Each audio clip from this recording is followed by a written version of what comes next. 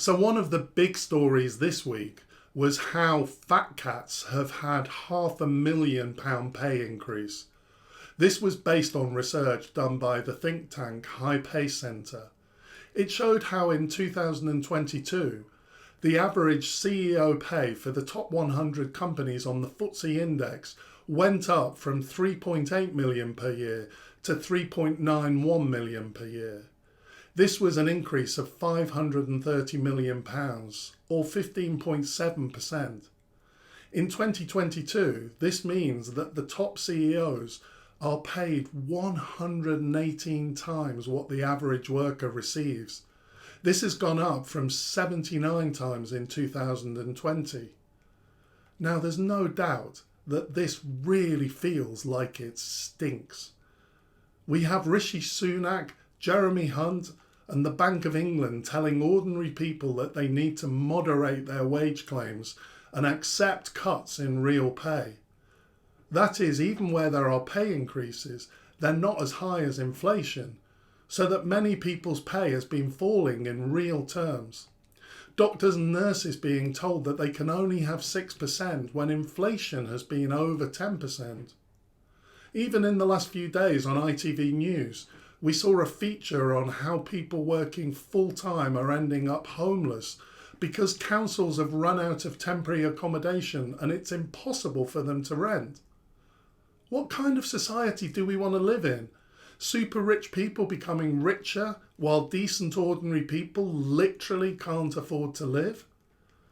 £500,000 pay increase just seems crazy. So, what do we do about this? Well, the Green Party proposes a statutory maximum pay ratio of 10-1 between the highest and lowest paid workers in an organisation. In principle, this sounds very reasonable. Ethically and morally, I'd completely support such a practical solution. However, and there is a big however, if we look at it from an economic perspective, the situation does become more complex. Let's dig a little bit deeper into this. The first thing to note is that in the current crisis, no one dared to interrogate this. Even much of the right-wing press was critical. However, in terms of the raw data, the press focused on the juicy bit of the story, that pay had increased by £500,000 in 2022. Looking at the data back to 2009, we can see that in both 2013 and 2015, it was higher than 2022. Taking into account inflation, the 2022 CEO salaries have actually significantly fallen in real terms. So it's a little bit dishonest to present the £500,000 increase in the way that the press did. Of course, it's very tempting when you're writing about current affairs to find the juiciest statistics. Perhaps I can sometimes be guilty of that too.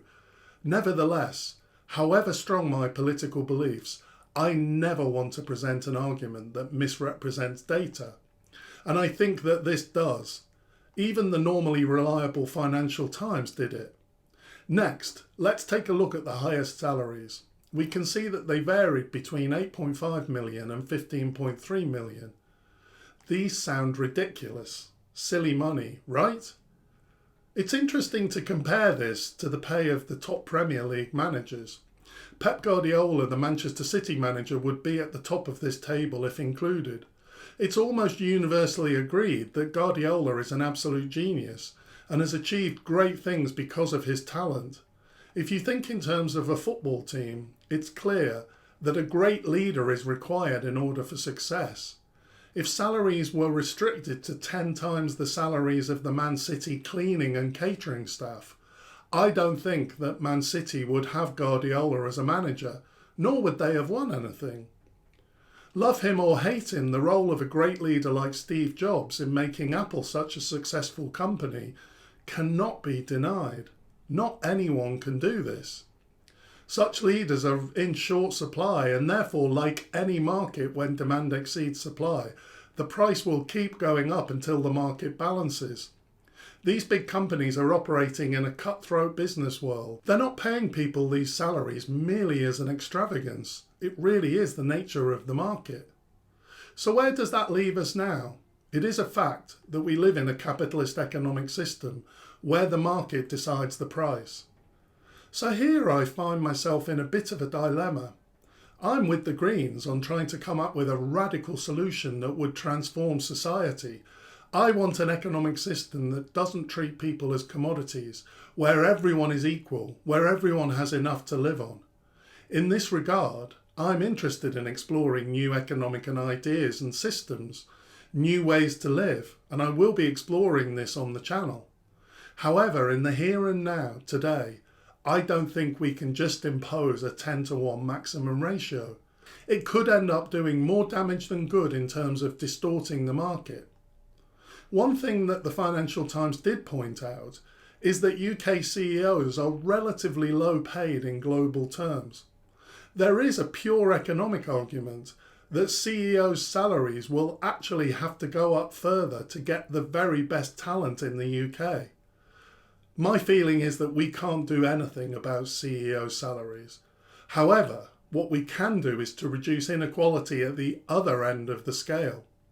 The High Pay Centre report set out some solutions which are definitely worthy of consideration. This includes workforce representatives on remuneration committees. Now, I think this is a really good idea. This would allow worker representatives to look at the market rate for top-level staff and to challenge proposed pay increases that seem extravagant. Other suggestions include guaranteed access to the workplace for trade unions, new bodies for unions and employers to negotiate across sectors, and profit sharing for all workers. These are all desirable suggestions and should definitely be explored. There's a very simple additional solution.